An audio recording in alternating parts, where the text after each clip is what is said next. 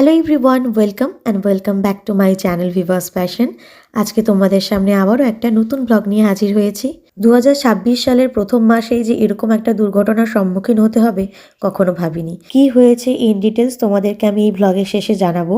আর সব থেকে বড় কথা সেটা হলো এখন কিন্তু আমরা সবাই বিপদমুক্ত, আর ভগবানের আশীর্বাদেই হয়তো এরকম একটা দুর্ঘটনার হাত থেকে বেঁচে উঠতে পেরেছি, নাহলে অনেক কিছুই হয়ে যেতে পারতো। সেসব কথা সাইডে রেখে এখন তোমাদের সাথে শেয়ার করি আমি আমার বেডশিট কালেকশন। দেখতেই পাচ্ছ প্রত্যেকটা বেডশিটকে সুন্দর করে ভাঁজ করে এবার আমি আলমারিতে তুলে রাখবো। আমার কিন্তু বেডশিট সাধারণত সাদার মধ্যেই ভালো লাগে। একটা সময় ছিল যখন রংচঙের জিনিস খুব ভালো লাগতো, তবে দিন দিন পছন্দটা যেন অনেকটাই পাল্টে যাচ্ছে। সাদার মধ্যে ফ্লোরাল প্রিন্ট আমার খুব ভালো লাগে।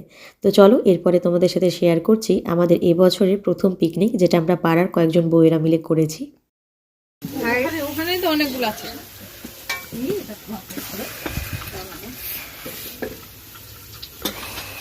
ওই আলুও পুরা যাবে ভাই, একটু হাই করে দাও।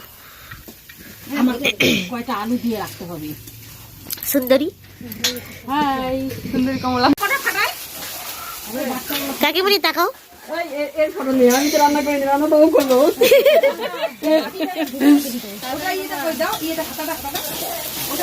এইদিকে তাকাও তো একটু। এই যে আমাদের শেফ রাধুনি। আমাদের বুঝলিস না উদ্যোক্তা কাম রাধুনি সব কিছু নাও দিব।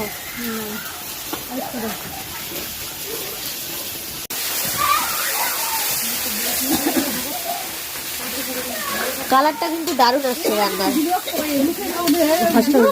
হ্যাঁ, পিকনিকটা কিন্তু আমাদের বছরের শুরুর দিকেই হয়েছে, আর আমরা পাড়ার কয়েকজন বউয়েরা মিলে খুব এনজয় করে এটা করেছি। আর সেরকম কিছু ভিডিও ক্লিপ নিতে পারিনি, যেটুকু নিয়েছি তোমাদের সাথে শেয়ার করলাম আমাদের কাটানো আনন্দের মুহূর্তগুলো। কত সুন্দর ফুটেছে দেখো আমাদের বাড়িতে। এটা হচ্ছে ডালিয়া, এই একটা ডালিয়া আর এই একটা ডালিয়া, দুই ডালিয়া একই বাড়িতে। তোমরা তো দেখতেই পেলে, সকালবেলা আমি তোমাদের সাথে শেয়ার করে নিলাম এবছরের প্রথম ফোটা ফুল। তো প্রতি বছরই কিছু না কিছু গাছ লাগানো হয়, আর এবছর কিন্তু প্রথম ফুল দিয়েছে এই ডালিয়া ফুলের গাছটা। ফুলটা কত সুন্দর হয়েছে তাই না? আর এবার কিন্তু আমি নিচে কাজবাজে নেমে পড়েছি। এখানটায় আমি লেচি কাটছি, কারণ আজকে হবে লুচি আর তার সাথে অনেক রকম টেস্টি তরকারি, বিশেষ করে পনিরের 2 রকম তরকারি করবে মা।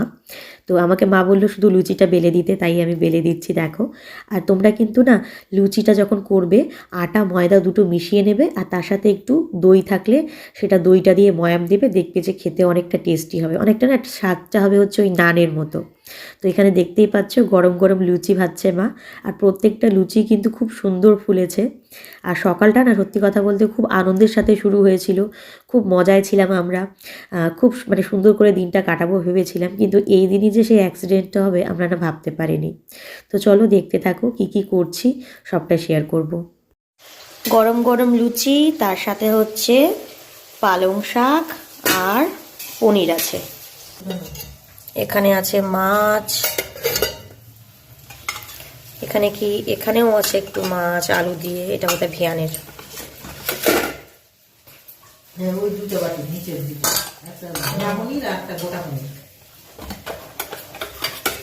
এই যেটা হচ্ছে পনির ভুনা, এই যে পনির। তো এই হচ্ছে আজকের মেনু। আর হাঁড়িতে তো ভাত আছে, যারা এই মাছ দিয়ে ভাত খাবে, যেমন আমার হাজবেন্ড পায়েল এরা।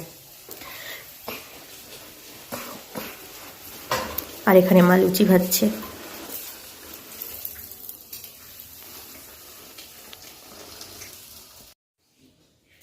গরম গরম লুচি সঙ্গে পালং শাক, আর এখানে আছে পনির। তো এই দিয়ে আজকে লাঞ্চটা কমপ্লিট করবো। খেতে কিন্তু অসাধারণ হয়েছে। আর লুচিটার আটাটা আমি মেখেছিলাম হচ্ছে দই ময়দা আর আটা, এই 3টে মিশিয়ে।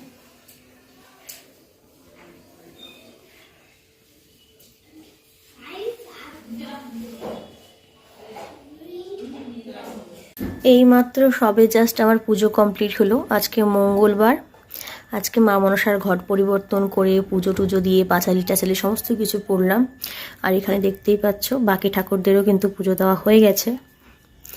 আর আজকে একটা ঘটনা ঘটেছে জানো তো, ভাবছি কথাটা ঠাকুরের সামনেই বলি। আজকে সকালবেলা তোমরা দেখলে যে আমি লুচি টুচি সমস্ত কিছু তৈরি করছিলাম। তো তৈরি করে মা লাঞ্চ করে স্কুলে যাবে। তো আমার হাজব্যান্ড যাচ্ছিল মাকে স্কুলে রাখতে। তো আর সঙ্গে ভিয়ানও যাচ্ছিল। ভিয়ানও বলছিল যে ভিয়ানও যাবে দিদুকে স্কুলে রাখতে। ভিয়ান আজকে ঘুম থেকে উঠতে লেট করেছে, আর তার মধ্যে ওর 2 দিন ধরে পটি হয়নি। তো আজকে পটি টটি করলো। ওই জন্য আমি থাক, আজকে স্কুলে পাঠাবো না, কারণ শরীরটা খুব একটা ভালো নেই, মানে আমার। কারণ অত তাড়াহুড়া করে সকালবেলা ঘুম থেকে উঠে ওকে রেডি তো আমাকেই করাতে হয়, আর স্কুলের হোমওয়ার্ক থেকে ব্যাগ গোছানো থেকে টিফিন সব কিছু। তাই আমি বললাম থাক, পাঠাবো ভেবেছিলাম আগের দিন, কিন্তু তারপর ভাবলাম যে না, আজকে আর ভালো লাগছে না, যেতে হবে না, বাচ্চাটা বাড়িতেই থাক। এটাই আমার সবচেয়ে বড় ভুল হয়েছে। ওদের 2 জনকে, বাবা ছেলেকে বললাম যে তাহলে তোমরা একটু ঘুরে এসো, মাকে স্কুলে দিয়ে এসো। বাইকে করে যাচ্ছিল ওরা স্কুলে দিতে। তো আমাদের এখানে একটা মাঠ আছে, তো ওই মাঠটা ওরা 2 জন মিলে খেলছিল, মানে ওর বাবা আরও খেলবে বলে বাইকটা নিয়ে ঢুকছিল। তো যখনই বাইকটা নিয়ে ঢোকে, 3টে বাচ্চা সাইকেল নিয়ে আসছিল। ওদেরকে বাঁচাতে গিয়ে সামনে একটা বিশাল বড় পাথর ছিল, পাথরের সাথে ধাক্কা খেয়েছে। ধাক্কা খেয়ে, বাচ্চা বলতে বড়ই আর কি, ছেলেরা মানে স্টুডেন্ট আর কি, টিউশন পড়ে হয়তো আসছিল।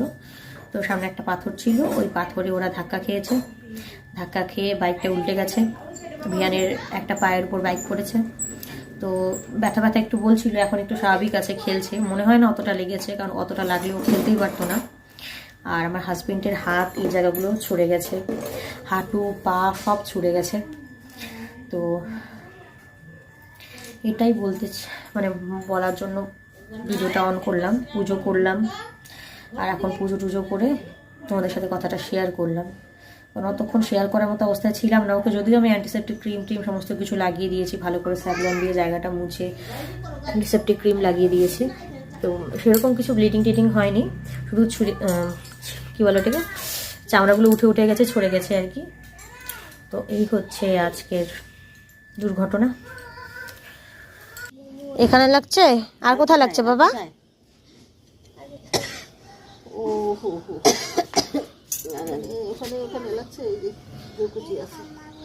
ওটা ফুলে গেছে ইয়েটা।